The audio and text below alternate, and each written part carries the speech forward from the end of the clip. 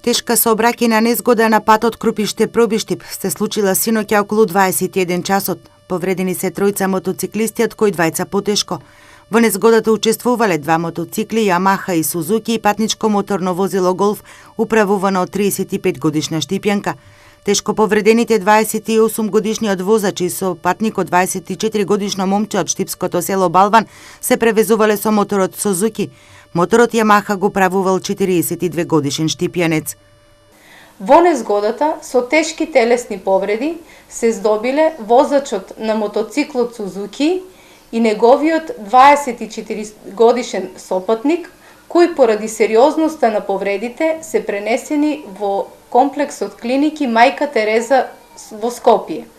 Со тешки телесни повреди се здобил и возачот на мотоциклот Ямаха, додека возачот на патничкиот автомобил Голф се здобил со телесни повреди и е пуштен на домашно лекување.